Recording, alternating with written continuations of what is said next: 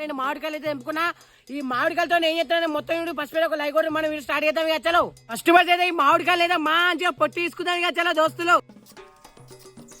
దోస్తులు మన ఈ పుల్లటి మామిడికాయలు అయితే కడి చేసుకుంటే అయితే అయిపోయింది. ఇప్పుడు గంజి తీసుకొని పోయి పెట్టుకుందాం ఇక చలో.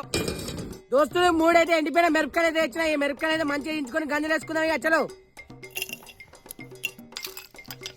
2-3 పొట్టి వేసిన ఎల్లిపాయలు అయితే వేసుకుందాం చలో దోస్తులు. కొద్దిగంత జీలకర్ర కూడా వేసుకుందాం చలో దోస్తులు. రుచికి సరిపడంత సన్నటి తెల్లుప్పు అయితే వేసుకుందాం చలో దోస్తులు. ఈ రోకల బండ బట్టి మంచి కచాపిచ్చా దంచుకుందాం ఇక చలో దోస్తులు.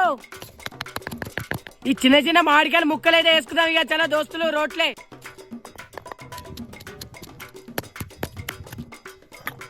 దోస్తులు మనం మామిడికాయ కారం అయితే రెడీ అయిపోయింది. ఇప్పుడు తిని టేస్ట్ ఎట్టుందో చూసి చెప్తేగా. ఎండకాలం పూట మామిడికాయ తొక్కుతో ఉడుకుడు కన్నా తింటే వేరే లెవెల్ ఉంటుంది దోస్తులు. ఇక నెక్స్ట్ వెళ్దాం. వీడియో అయితే లైక్ చేయండి, షేర్ చేయండి, సబ్స్క్రైబ్ చేసుకోండి.